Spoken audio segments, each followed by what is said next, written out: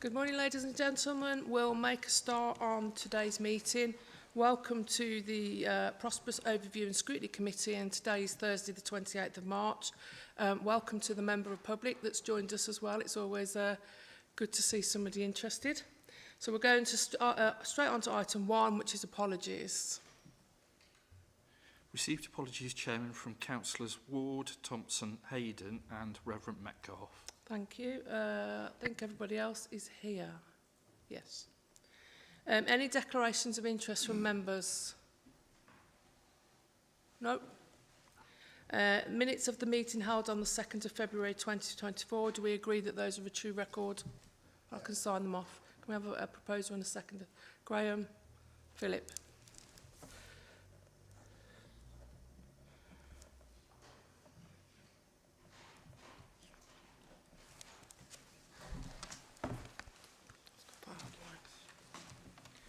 And we'll move straight on to item 4, which is our Household Waste Recycling Centres update.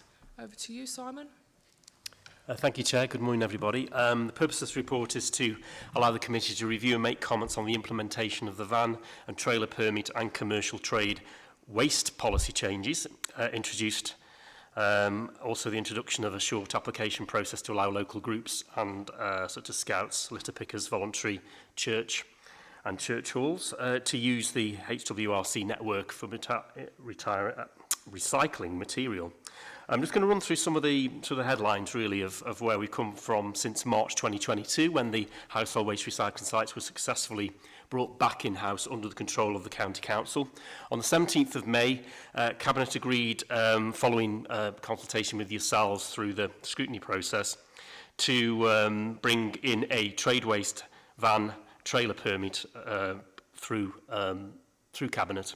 That was implemented on the 5th of June. Restrictions on the disposal of commercial waste for businesses outside of Staffordshire were introduced. On the 4th of September 2023, the trailer permit system went online and then introduced to use for Staffordshire residents only for the disposal of household waste. As of the end of February, there were 13,826 permits issued, so you can see the success there of the sign-up for those permits. And we're pleased to report, I noticed something was mentioned here at Scrutiny, was possibilities of increase in fly tipping. There don't seem to have been any increases in fly tipping reported from the changes that have been made. On the 17th of May 2023, Cabinet approved change to the policy to reflect easier use for voluntary groups, charities, and individuals at our HWRC. That was in response to inquiries from members of the County Council and also from people that were coming to our sites and asking for those special uses for those voluntary groups and charities, which was the right thing to do. Additional 7 groups registered since the policy has changed.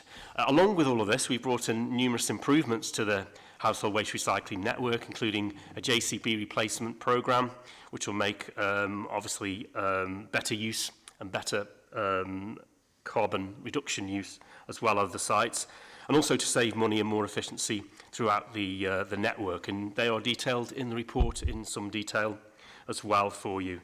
The reuse facility at Cannock is currently out to tender. If you remember, we had a debate at Scrutiny about the future of that, and Catherine House are the current providers. That is currently out to tender, and obviously we'll bring you an update when that is resolved in the future. One downside really since the publication of the report is and if there are any South Staffordshire members here, will know that the Wombourne site is currently out of action. There are 2 sites in South Staffordshire. This is the southern one. And after investigations, subsidence on the internal roads of the site were discovered, and it was deemed no longer safe to be used for the public. And due to the nature of the issue, there is no reopening date at present. And the Council is currently, our officers are currently exploring alternative options for provision in the short term. Residents can take their waste to the Bilbrook household waste recycling site, which is in the north of the district, and also use bring banks where possible. We're keeping obviously local members, parishes, the district and also the public up to date with weekly updates. The last one went out yesterday, and hopefully we'll have more news next week on alternative arrangements because of the problems that have been discovered at Wombourne. So that's my update. Obviously over to the committee to comment and ask questions to the team. On my left is Nick Bentley, and on my right, we've met before, obviously, is David Atkins, who will work with me to answer any of your questions on the report. Thank you, Chair. Thanks for that, Simon. Any comments? Bernard?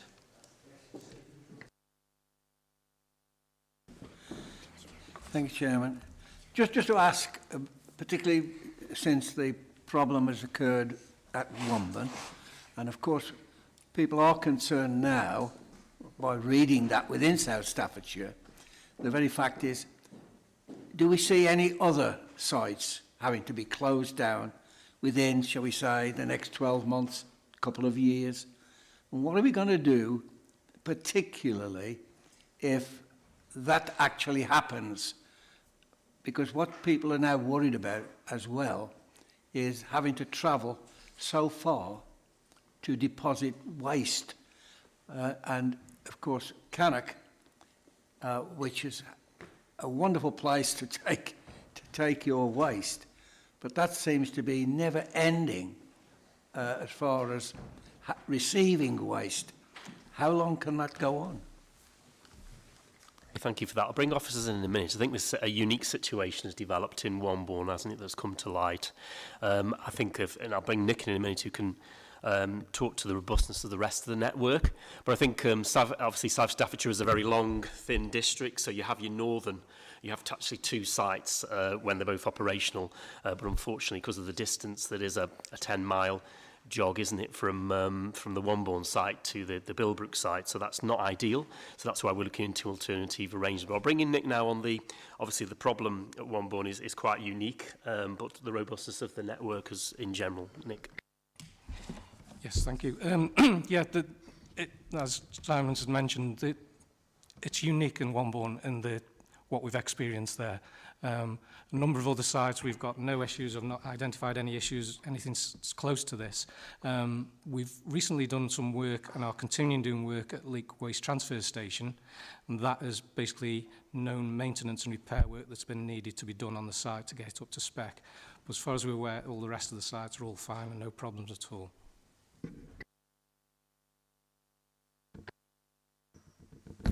It's probably just worth adding that we do regular inspections of the other sites, so there is a regular inspection and maintenance regime that goes on at all the other HWRCs. But the issues at Womburn are very much unique and about the sort of land lie actually in Womburn.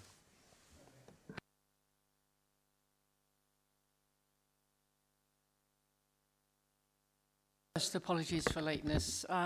I've had some issues or some complaints around signage around the household waste recycling centres, particularly with the change of arrangement over DIY waste. And I just wondered whether you're making sure that the signage was up to date. I'm obviously talking particularly about the Leak household waste recycling centre, that wasn't clear. And I don't know why it wouldn't have been clear, but anyway, that's certainly the complaints I've received, and I just want to make sure that you review signage so that it is clearer. Thank you for that. Bring Nick again in a minute, but of course we have generally improved all the signage across all of the sites, particularly since the change of bringing back a house into Staffordshire County Council run, but of course there has been those changes with the rubber use. But I'll bring Nick in on the actual signage relating to that. Yes, thank you. Yeah, the changes in the charges occurred earlier last year, towards the back end of the year. We knew that there was new charges which would be introduced in from April. New signage has been done and has been made and has been dispatched now, actually. They've been installed now, ready for April the 1st. So there will be new signage with regard to charges, making it clear for residents what is applicable and what isn't. Thank you.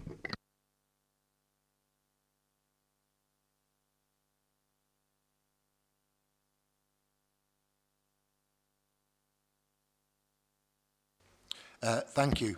I've no issues whatsoever with the report, and I'd just like to say how brilliantly the Newcastle Recycling Centre works in comparison to when it was under Amy. and the staff are politer, nicer, it's swifter.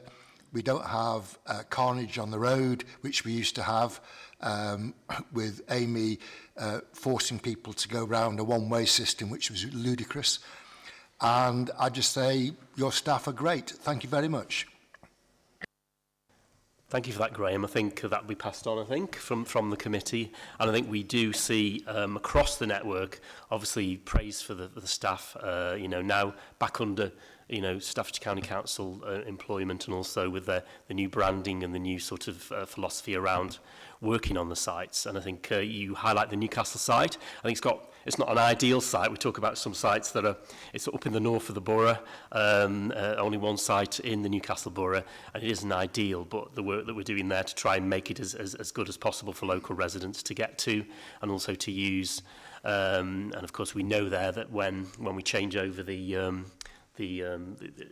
empty the canisters and stuff, is that it has to be closed during that period because of the size of the site, whereas a lot of sites can operate while things are being changed over.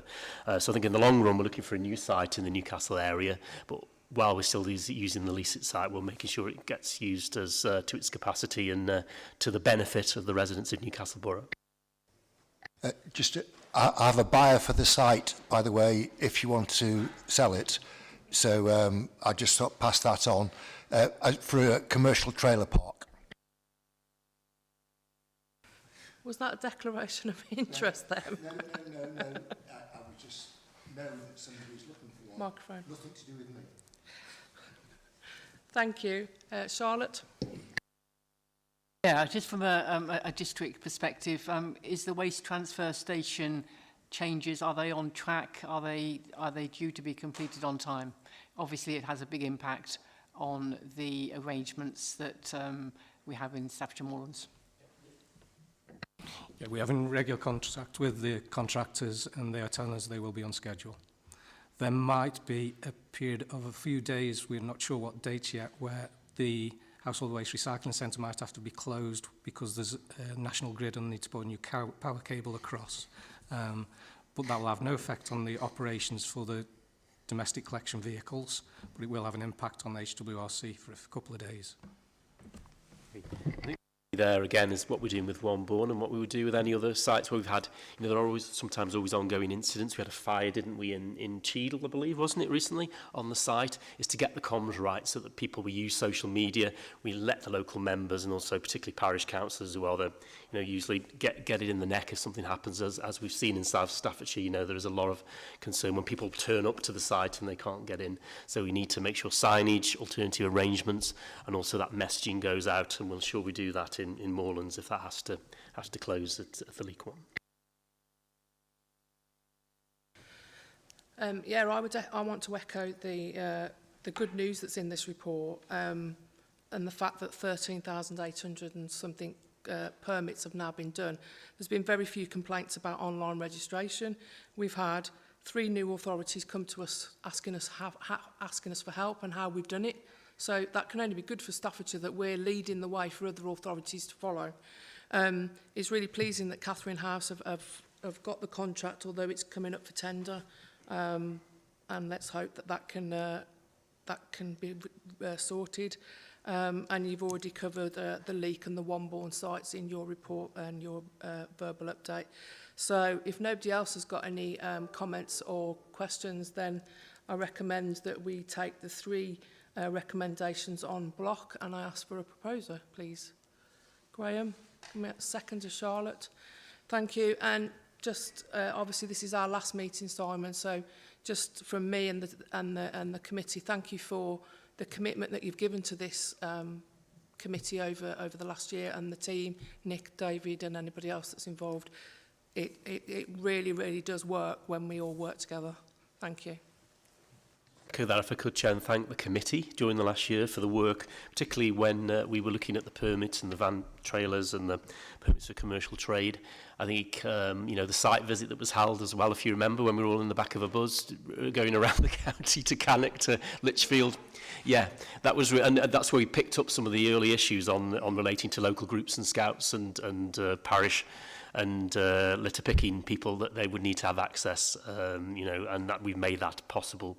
And that's something that came through scrutiny and local members. So I think I'd say thank you to you and the committee as well. Thank you. Thank you.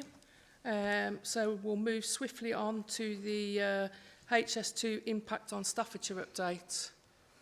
Are they? There they are here.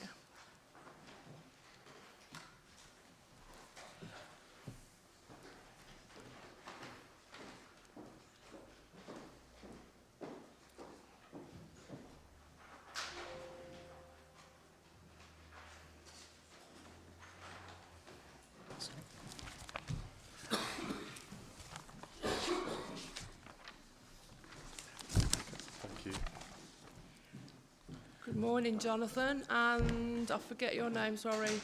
My name's Bill Slater. Thank you. Over to you. Okay, thank you very much, Chair, and good morning all. My name's Jonathan Lord. I'm Senior Stakeholder Manager for HS2, covering what's called North Geography, which includes Staffordshire for Phase 1. Thank you very much for inviting us to today's committee. A very timely update in terms of what we're doing within Staffordshire, and also the benefits in terms of the work we're doing to promote the skills education and employment agenda within the county area. I thought I'd touch on a programme for Phase 1. I would also talk about the latest position on the former Phase 2A section of the programme, and then concentrate on C and also go on to legacy in terms of some of the update from the HS2 funds and some of the community investment initiatives that our contractor Balfour Beatty Vinci are doing across the county. So to start off with, what I've put up is a high-level programme of works that are currently ongoing for Phase 1 across the county. And also I'm going to touch on some of the work that's planned to start within the next 12 months as well across the county for Phase 1. You'll be aware at the last meeting of the committee, my colleagues came and discussed the then recent government announcement in terms of the rephasing and slowing down of works. We were asked to rephase some of our construction works and slow down in other areas in Staffordshire for Phase 1.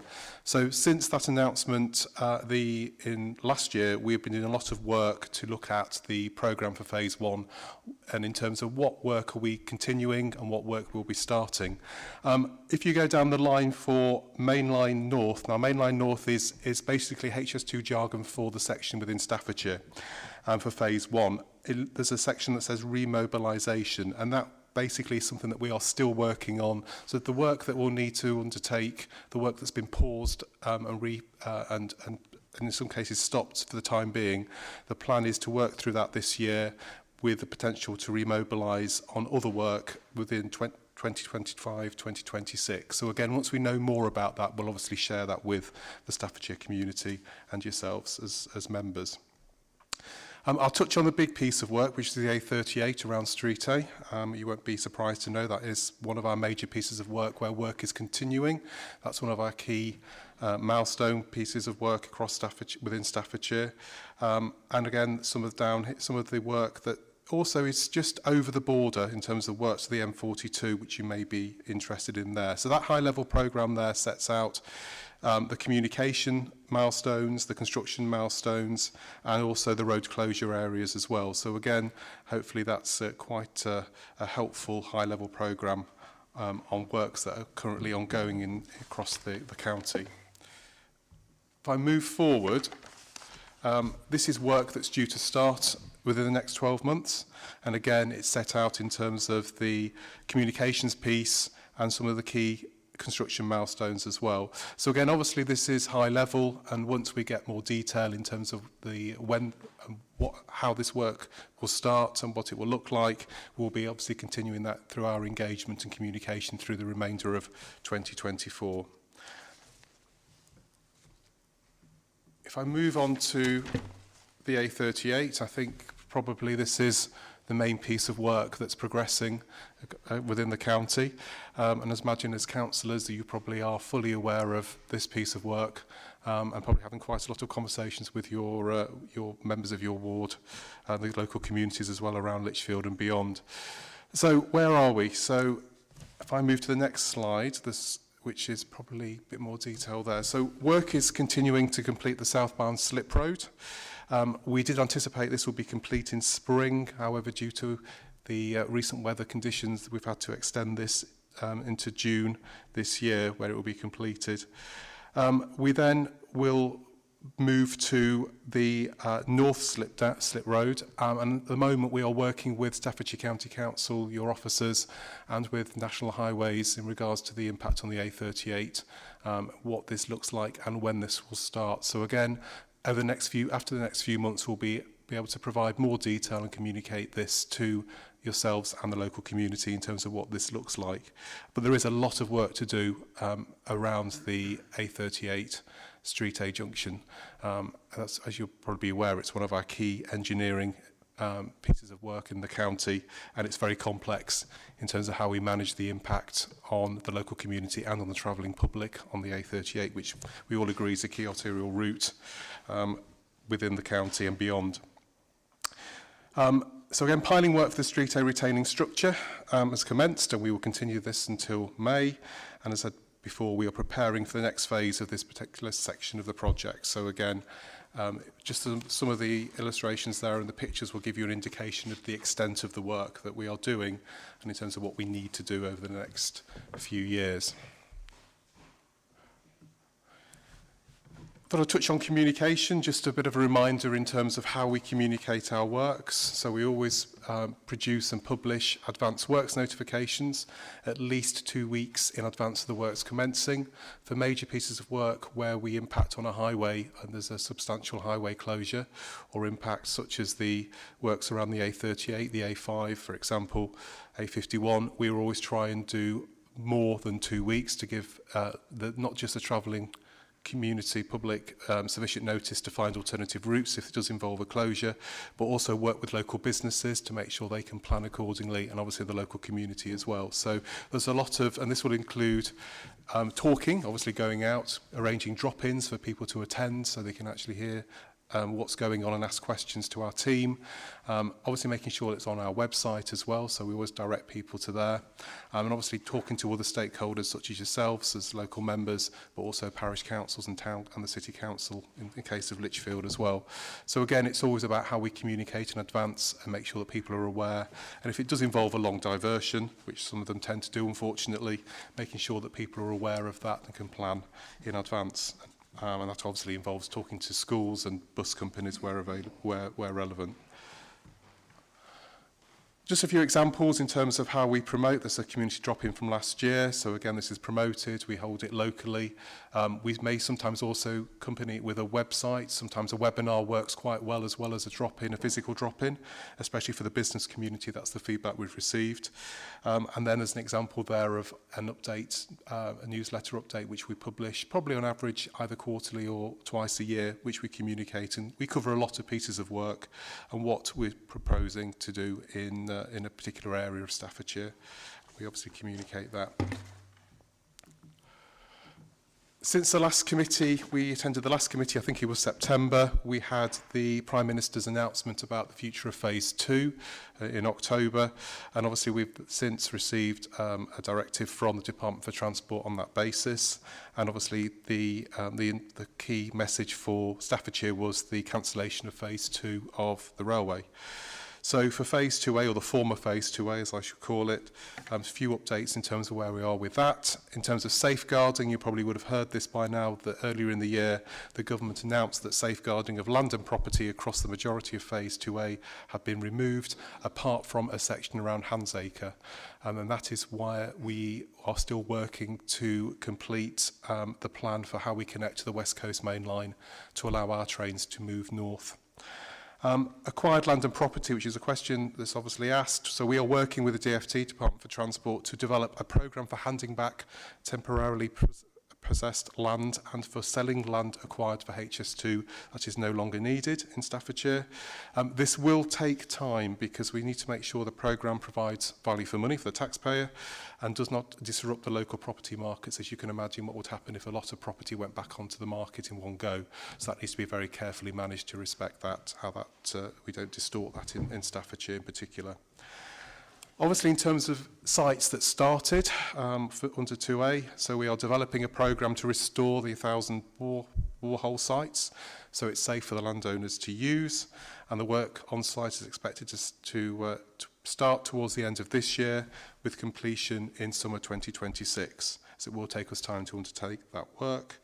There were 70 proposed environmental mitigation sites along the Phase 2A route, and at the time of the cancellation of Phase 2, we had completed 46 of these sites. At the remaining 24 locations, the sites have either not been completed or work is yet to commence. So whilst we intend reinstating all the non-completed sites back to their former state, we are working through the most appropriate approach with the 46 completed mitigation sites. So there's quite a lot of work to be done as we work through what we need to do to reinstate and remove our works and complete what we need to do in terms of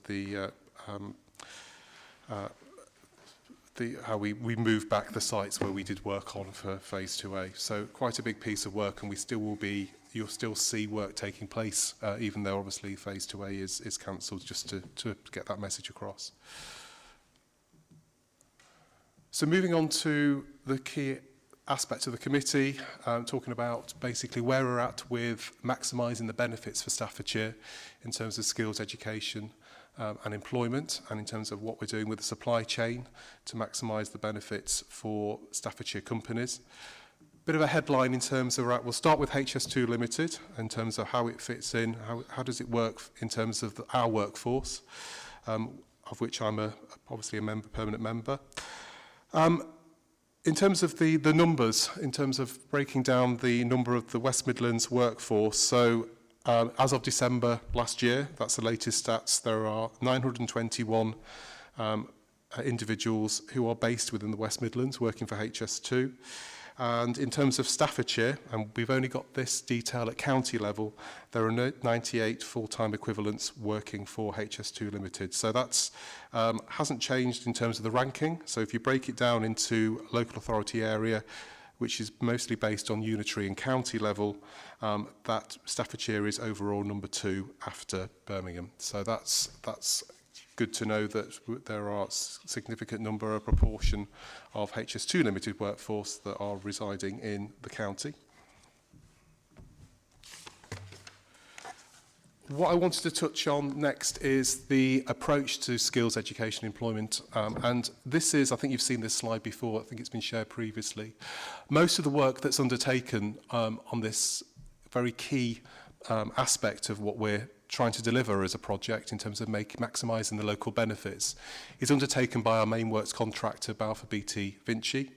So this is their approach in terms of generating interest in the STEM subjects at an early age in terms of work in schools and colleges, which is incredibly important, and that's their overall objective and programme set out there across the area they work in, which is north for Phase 1. Accelerating the skills needed to deliver the HS2 programme. So again, a lot of work in terms of upskilling people and supporting people get into particularly the engineering world, hopefully allowing them to develop skills for life and that beyond the HS2 projects and apply them accordingly. Embrace communities and create pathways to sustainable employment and career progression. So again, making sure that working with particularly those individuals, long-term people who have been long-term out of work, in terms of making sure they get the right support, working with partner organisations to maximise their opportunities to work within the project and beyond. And then work with local stakeholders to maximise the regeneration of benefits of HS2.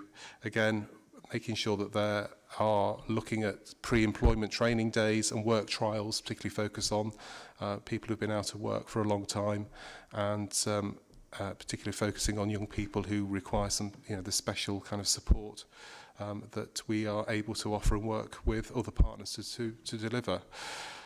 And again, finally, in terms of developing technical, professional and personal effectiveness skills of our workforce as well. So again, supporting people who are working for us and working particularly for Balfour BT Vinci to achieve and to retain professional body status, to make sure they're actually, obviously, they've got the right skills and they're retaining and developing throughout their career working for Balfour Beatty Vinci in Staffordshire.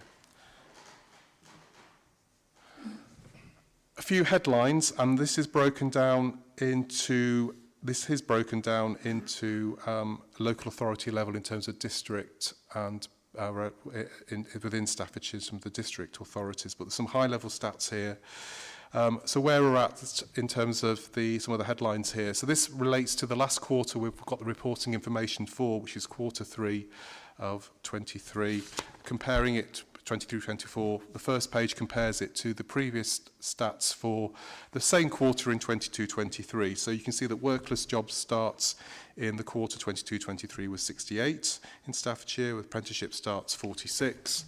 And if I move forward, you can see how that's improved over the subsequent year. So we've now increased to 106 workless job starts and 57 apprenticeship starts as well. So a good high level increase there. So some good news there in terms of the positive outcomes that are happening across the county. And how does that compare to Staffordshire then? It does in terms of the wider West Midlands stats there. So you can see there in terms of a breakdown there, in terms of the stats, in terms of how that fits in with the districts of Staffordshire, breakdown in overall 1,414 workless job starts across the West Midlands.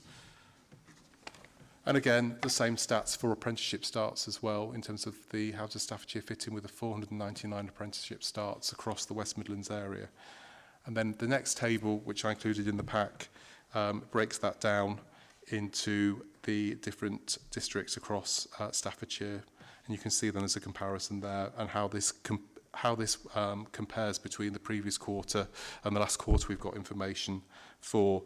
And in general cases, it's been an increase. So again, the work that particularly Balfour Beatty Vinci are undertaking in Staffordshire seems to be bearing fruit. So that's really good to see, and hopefully this will increase. There's going to be a caveat to this, obviously, because we don't know how this could be impacted by the slowdown and rephasing of work for phase 1. And also the impacts potentially from the phase 2A cancellation. So it may be that this will start filtering down for the next year at least. We don't know, but it may then generate a reduction or a standstill. But again, we don't know that at the moment. But at the moment, it's in the right trajectory. So again, some stats in terms of what we've been doing through our skills education and employment engagement.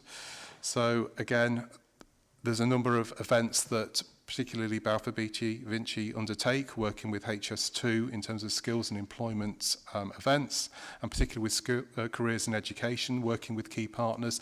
Some of these are put on by Balfour Beatty Vinci and HS2 ourselves, and some obviously are working with key partners across Staffordshire and some of the colleges and schools as well.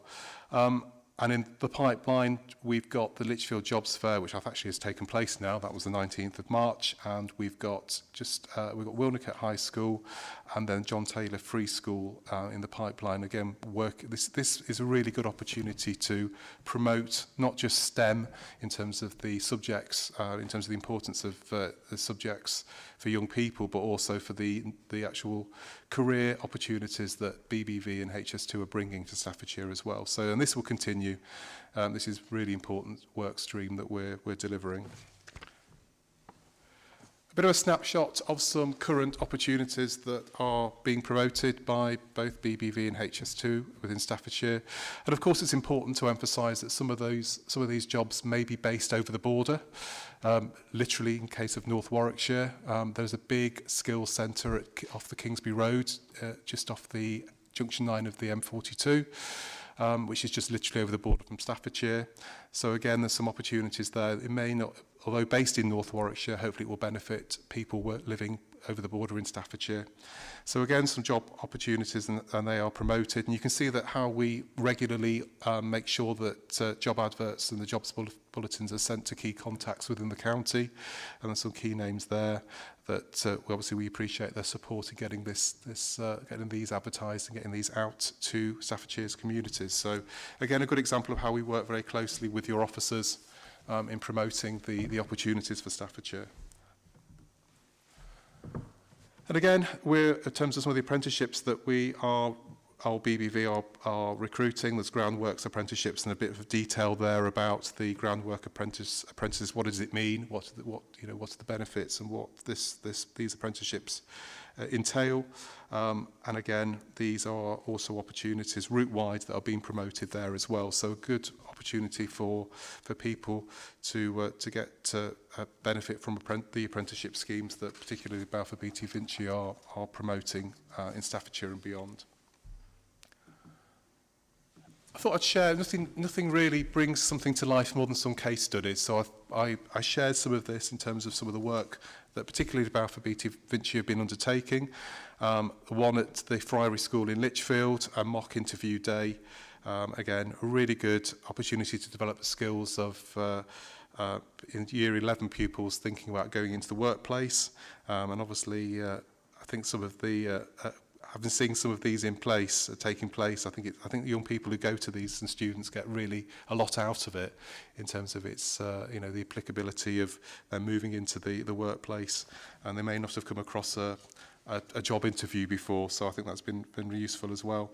And then moving on to some individual examples as well of Staffordshire individuals who've benefited from jobs or from some apprenticeships there. So the first person mentioned actually has got a really interesting story in terms of how they came to the UK from Afghanistan and obviously learnt new skills and is now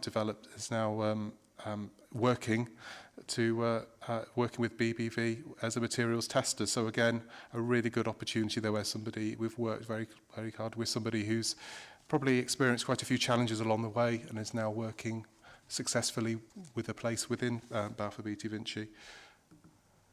Another apprenticeship, again from Staffordshire, Samuel Morris. Their story there is set out again, so a really good, hopefully good story that will lead to them staying either in engineering or even hopefully getting a job within the project as well. But as I said before, some of the skills and experience such people learn will hopefully give them a good starting point to work on similar projects and in the future. So it's hopefully skills for life. I'll touch on local business involvement. One of the key legacy opportunities is for local businesses to benefit from contracts. And so far, over 110 million has been spent with Staffordshire businesses. And a key aspect of this is that 3/4 of the supply chain to date working on the project are from small, medium enterprises. So again, it's a really good opportunity for small businesses and small fledgling organisations and enterprises within Staffordshire to get involved. And there's a lot of promotion in terms of how we try and be proactive, particularly some of the work that Balfour Beatty Vinci have been undertaking and working with HS2 in actually doing events to promote opportunities to the supply chain in Staffordshire. So again, I'll meet the contractor events. The last one was held last year, but again, a good opportunity for local businesses to go talk to people directly and understand what we're looking for and what the process for registering interest and hopefully for competing for contracts is. For a lot of businesses, obviously, it's working through the government compete for process, which is probably very new to most businesses, especially if you're a small organisation or business. So again, there's making sure that we can demystify that process and support businesses as much as we can. This is really important that we do that. But again, this is some of the promotional work that we do. And there's a lot of resources out there on our website and on the Compete For website that the government has set up. I think there's obviously going to be further opportunities, and again, for businesses not to think just within Staffordshire. There are obviously the opportunities while we're building phase 1 between Birmingham and Old Oak Common, the first focus in London. So again, it's thinking that actually there's a lot of opportunities here, not just thinking within Staffordshire boundary, but also beyond. So again, the more we can get this message out, the better. But again, there's some, hopefully, really want to see some local businesses in Staffordshire benefit from the project. A few touches on legacy and on the HS2 funds. And again, there's a bit of a good news story here. In terms of the HS2 Community Environmental Fund and the Business Local Economy Fund, the projects continue to come in across Staffordshire Phase 1. It's important to emphasise that the the Community Environmental Fund and the Business Local Economy Fund for Phase 2A obviously is now stopped to coincide with the stop of the Phase 2A project. So there are no further funds no further projects being accepted for Phase 2A. But for Phase 1, the projects continue. That is very much open for business as normal for projects across Phase 1 of the route in Staffordshire. And Staffordshire remains a priority for the funds to recognise that from the outset there was a slow start-up of projects in the county. So to date, there has been 33 projects awarded across Staffordshire, which has been, the total amount awarded is over 1.5 million, it's 1.6 million. And the funds remain open until the first year of operation of the project. So there's quite a few years to go yet. So we are always promoting these funds when we go out and talk to communities, particularly talking to parish councils and the city council in Lichfield. But again, for members, obviously there's a really good opportunity for you to talk to your constituents and see if there's any projects that could benefit. There's a really good website that Groundwork manage in terms of there's a really good frequently asked questions document which hopefully demystifies the funds and talks about what projects can be funded and what not, and what the process is. But as I've said before, if you've got if you come across any projects and you want to run it past me in the first instance, I'm happy to get some informal advice and opinion on that to you before any communities move forward on that. So these projects are very much, these funds are very much still out there to receive projects. So again, let's get some more, let's continue that trajectory in Staffordshire and get some more projects funded. And there's a few examples there of recently funded projects, one being the Shenston Tower in the south of the county. And that was a project to support the refurbishment of the historic tower, and also to support the kind of promotion, the sort of tourism opportunity angle there as well. And that's been completed. And I think that's a really good legacy of the project in that particular community of Shenston and beyond. And then the other one that I actually, this is really good to see on a personal level, because I used to work for Walsall Council, and this was one of the key projects that we used to speak to over the border with Lichfield about the Hatherton Canal Restoration Trust, and this has been going on for a long time. So it's really great to see a grant has been awarded to them to restore another stretch of the canal. So again, really good to see this, and I was really pleased to see this because, as I said, this is a really good project to support. So again, good examples of some of the projects that the funds are supporting. Along with the actual funds, Balfour Beatty Vinci are required and are very happy to do so in terms of their community investment projects. So this can complement the community environmental funded projects by HS2. So these aren't giving money, these are actually giving time and resources to smaller community projects. So there's been some really good projects that Balfour Beatty Vinci have been supporting, that we've also been helping on as HS2, but some good examples there of where the BBV have been working with some smaller local groups and organisations to support them. So again, a donation to the Pathways Project, which is a Staffordshire-based domestic abuse organisation supporting adults and young people. And again, there was a £1,000 donation to them from Balfour Beatty Vinci. And again, and some of the work on the ground where Balfour Beatty Vinci are able to support and offer resources directly, and so Stevens Primary School in Fradley. So again, it's support in establishing an outdoor play and learning facility. So again, they actually physically giving resources, helping support the construction of some of these resources as well, and also time as well and advice. So again, if you're aware of any projects that could benefit from this type of support and involvement, please let us know, because this is always a good opportunity. And it's about working in those, giving something back in those communities that we are affecting during construction. So we're always keen to do that.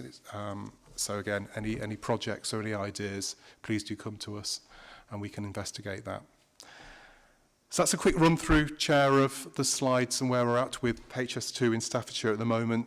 obviously very happy to respond to any questions that you may have. Thanks very much, Jonathan. Can we make sure our questions are around employment, skills and education, please?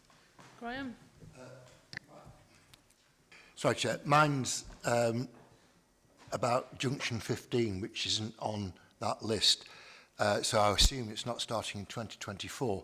But I was wondering, because it's such an important junction of the A500 and various other, and the M6, when will work, because it's on your list, I've been told, in the future to make that junction more efficient. I was wondering when that might start and what will the impact of that work be on the surrounding area. Thank you. I think that was, did that relate to phase 2A work? Yes, it's phase 2A, but it is in the list of phase 2A that will continue. I don't know that in terms of what the position of that councillor is, to be quite honest. Is it possible that you could find out? I'll definitely find out. And let us know through Jonathan or the chair. Thank you. David? Thank you, Chairman. I've got 5 points, Chairman. I do apologise. As long as they're around employment, skills and education. With the cutting back on the A38, does that make a difference on the aggregate requirement from the sites at Orwis? The second thing was, are we making progress on the clean-up of the areas that we've already worked on? We seem to be making greater and greater areas where we're, to be slightly rude, making a mess, but not actually cleaning up behind us. Presumably that won't happen until you start laying track. The next thing was no mention of Tamworth in any of the reports that you made. You mentioned Lichfield, but you don't mention Tamworth, unless it's quite small, and maybe I've missed it, but I couldn't see any reference. With the change that's coming about with HS2, where it will connect to the West Coast Main Line, does that in effect mean that most of Staffordshire, because of the existing stops on the Staffordshire West Coast Main Line, will actually have an improved service rather than a lesser service than it would have had before? Because effectively HS2 had no station stops anywhere in Staffordshire, so it had limited benefit. It still won't benefit South Staffordshire, but presumably Stafford will benefit. And the last thing I was going to mention was that as far as the funding is concerned, we're looking in my division, which is very much affected by HS2, we're looking at doing a hedge replacement programme as part of the Green Agenda. Is that something which in principle, I'm not asking specific approval, but something that in principle would meet your requirements on potential funding? Thank you, Chairman. Okay, thank you very much. I'll try and answer as much as I can on these. I'm going to ask my colleague in terms of aggregate. Is that a question we can answer now? Yeah, probably. Okay, so in terms of aggregate, there is a lot of aggregate stored at various sites at the moment, but it is all to be used. It will all get used. It may not get used straight away. It may not get used this year in certain areas, but it is all purchased to be used, and it will get removed at certain points.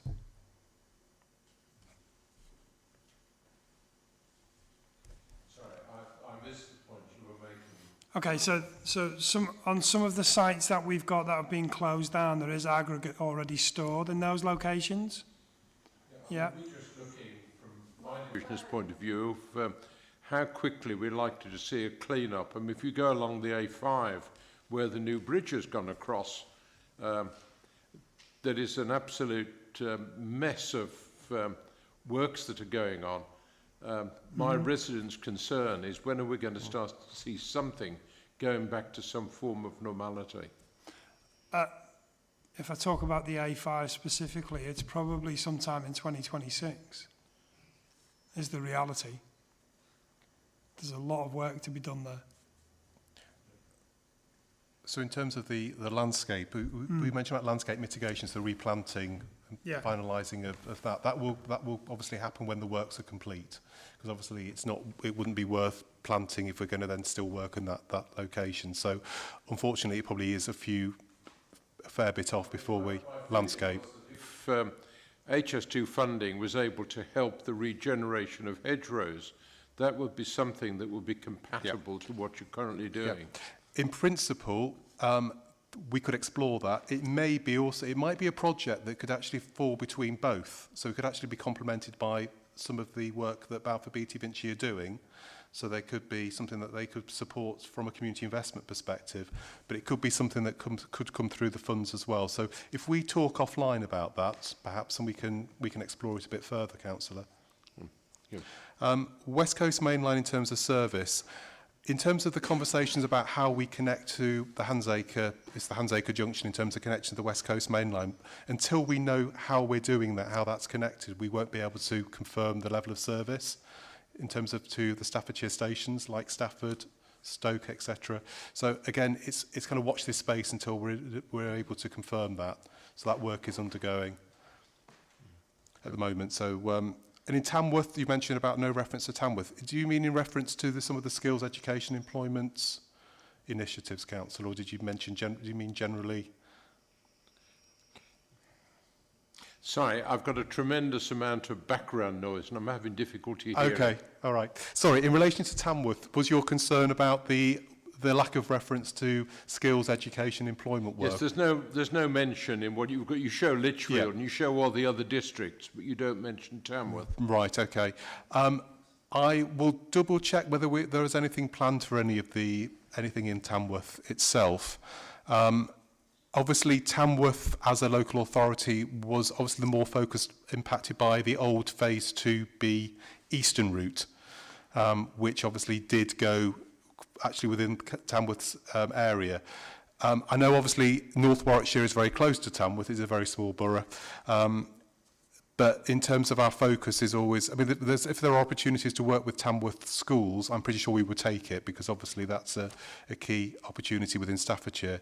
But it may not be the actual focus of us at the moment because it's not directly impacted by Phase 1. But obviously, if there are opportunities there, if you're aware of any, if you could point us in the right direction, we'd be willing to explore that, Councillor. I think that answers the questions. Have we missed anything, Councillor? Sorry.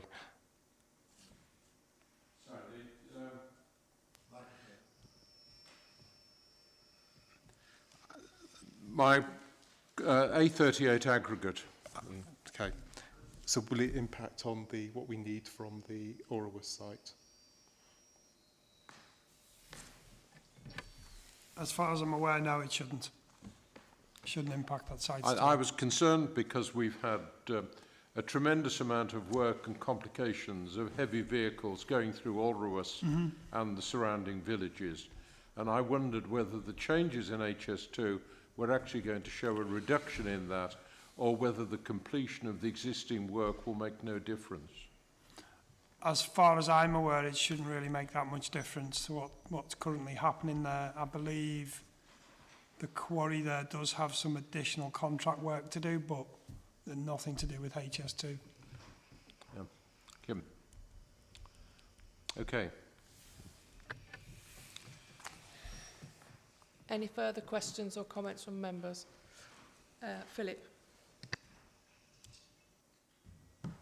Yeah, thank you, Chair. Fortunately or unfortunately, my division isn't affected at all by HS2, so we won't get any funding for any projects in it. My borough ward may have been affected if we'd have gone ahead with a 2A by building the power unit there and wrecking the countryside by having pylons across it. But I just have to look at the figures that we've got here. And we're saying that Staffordshire has prospered by the increase in jobs. But when you look at the whole picture, actually, Staffordshire really hasn't, every job is welcomed and everybody being employed is welcome. But when you look at the bigger picture, Staffordshire really hasn't done that much of an impact on it when you look at the figures overall. Prosperity, I think David might have been referring to, was it the quarry at Oriwas that wasn't? I mean, have they actually done any work there since we had to force it through in planning for the aggregates that were needed? So obviously they won't be needed now. So will that quarry ever be used? So there's a loss of prosperity. I don't know. I'm not very happy at all with what's gone on here. It just seems to be, you know, it's just not working. I don't think it's working for Staffordshire much at all. And it's only a very minute part of Staffordshire that's actually benefiting it, and it's all south of Staffordshire. The mid staffs and north staffs, nothing at all. Thank you, Chair. I think we've still got quite a few years to go. Hopefully that we'll keep maximising those benefits for Staffordshire. But as I mentioned earlier, I don't know how that will impact in terms of the cancellation of phase 2. Again, that could impact on the opportunities, but we will do our very best to work with the partners in Staffordshire we've established to maximise those benefits. I think they're coming through. Let's keep the momentum going. Thank you. Although Tamworth is not well represented within the report, you have got a visit to Wilnecote High School for mock interviews on the 17th. We've also got a sixth form centre, the Landau 40 sixth form centre in Tamworth, which you might want to have a look at as careers. We haven't massively been affected as Tamworth as a borough, but we do have the A5 M42 junction 10 junction. A lot of people travel down the Sutton Road. I travel down it 3 times a week to visit dads. And we've now got a road that goes off to the left for about, well, not very far. And then they're building, it's going over, isn't it, there? Yeah. So the Sutton Road impacts Tamworth. The A38 impacts Tamworth. As I said, the A5 M42 junction impacts Tamworth. So although we're not actually mentioned in the report, you have to look at where Tamworth residents travel to and from. So I'm hoping that we can apply for some funding, even though we're not impacted directly. So I will be passing that link on to quite a few people within the Tamworth Borough, because we are affected by the roads that we take to get here out of Tamworth. So I'm really pleased with the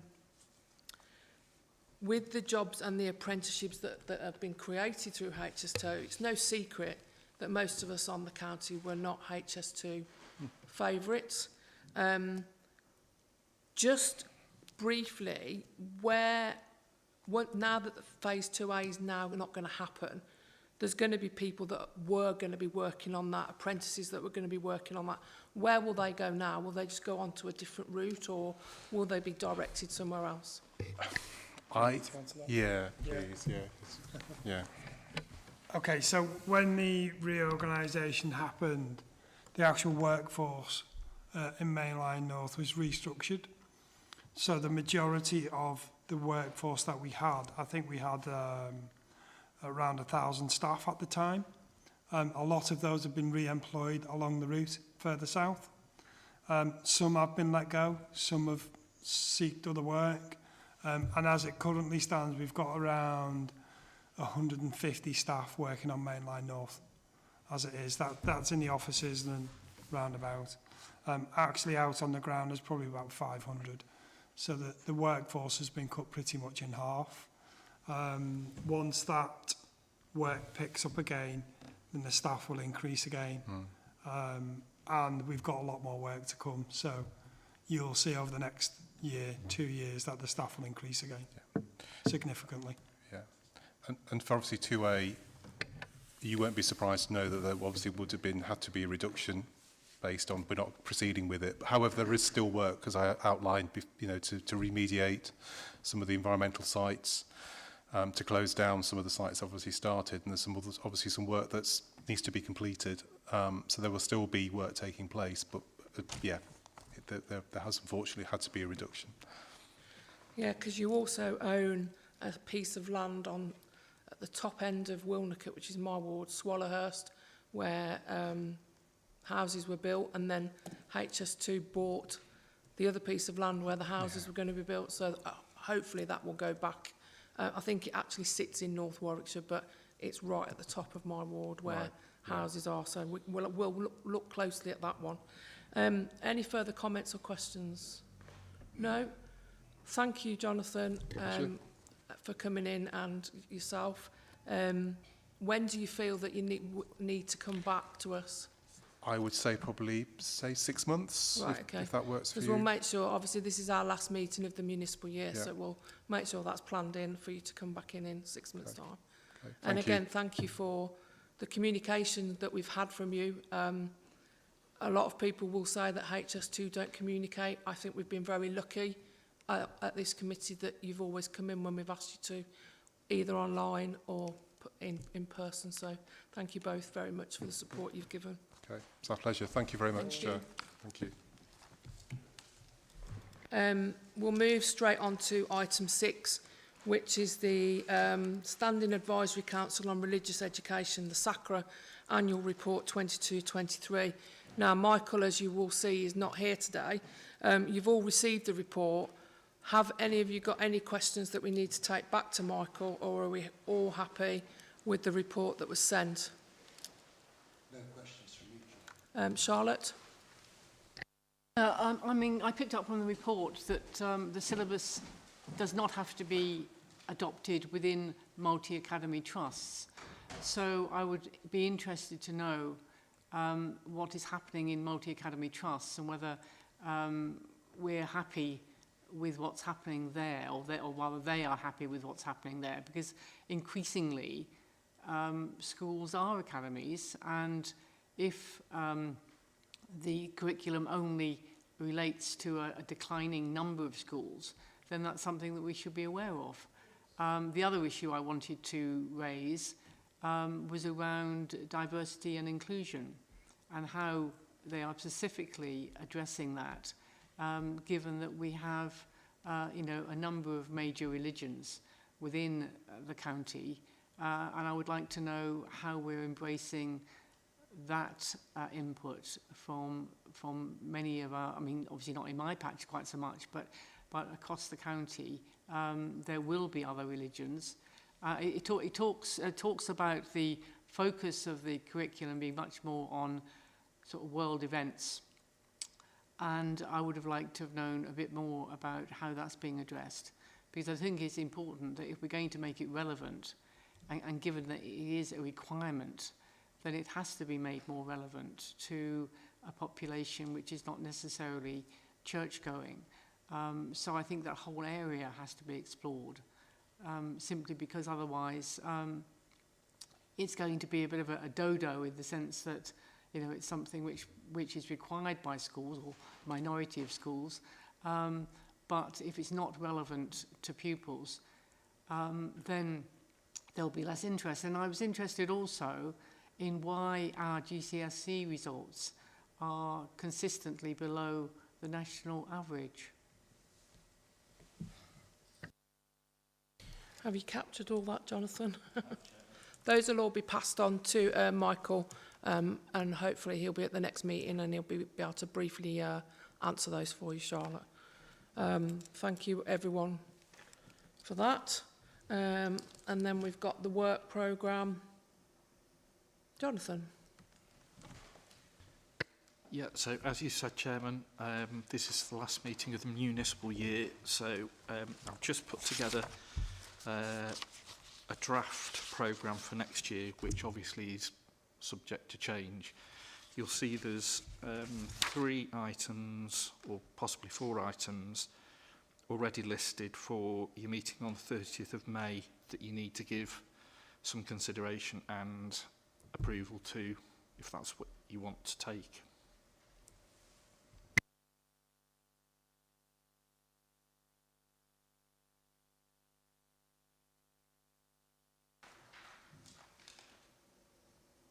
Oh, it's got it there.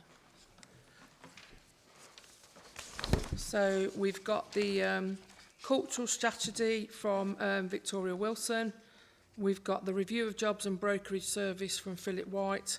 And we've also got employment and skills strategy from Philip White. Are we all happy with those for the 30th of May? Brilliant. please ensure that we read the reports on all of those. They're three very important Chair, things. can I say, Jonathan mentioned a possible fourth. I think those three are more than enough. So we don't want anything other than, because the last two, cultural strategy might be shorter, but the other two we're going to be diving into and quizzing Philip. Yeah, I agree. I think if we try and put too many items on an agenda, the last item always gets run through really, really quickly and we don't give it the it deserves. So 3 items is enough. Okay, well, it's up to you, Chairman, but you usually take a work programme planning session item for your first meeting in the municipal year. Yeah. So whether you want to defer that to, is it June meeting maybe, or slot another meeting in to do an informal work programme planning session? When we did it at the beginning of this municipal year, we did that at the first meeting, an informal one. So if there is a meeting maybe a week before, that we can slot it in. Okay. And then Darryl can come to us with everything that we need to be looking at for the next year and any repeats that we need to do. So everybody happy with that? So that obviously the date of the next meeting is the 30th of May. And that brings us to the end of today's meeting. But before everybody packs away really, really quickly, today is Jonathan's last Prosperous Scrutiny Committee and has worked for this authority. I'm not going to tell you how many years he's worked here, but he's worked here for a number of years and he's taking very early retirement. As you can see, he's not old enough to retire. And from this committee and from myself as chair, Peter as vice chair, thank you so much for the commitment that you've given to this committee, because it's not always been easy. It's not very easy working with all these different people and cabinet members and officers. So thank you for the commitment that you've given to this committee and to the commitment that you've given to this council. And I'm sure everybody as a committee will wish you very well in your retirement. Thank you very much, Jonathan. Clap. Thanks, Chairman. You're not going to say anything? Just to say thank you, Chairman. If I hadn't enjoyed working with members, I wouldn't have done it for 36 years. But I've got an elderly mum to look after and my own health isn't brilliant. So I thought now is the time. As the chief exec used to say, go at the time when people ask, why are you going, not when are you going? I didn't quite realise it was 36 years, so that means you've been here since you left school then. So thank you again, Jonathan, and I hope that your health improves. And elderly parents, yes, I've got one of those now, and he's not in the best of health, so I'm with you on how much time that takes. But thank you very much. And that's the end of the meeting. Thank you. Oh, thank you, Darryl, as well. Forgot you sitting up in the corner up there. Thank you to you and your team for the commitment that you've given and the work that you've done to keep us on track as well. Thank you. Thank you, members. And that's the end of the meeting.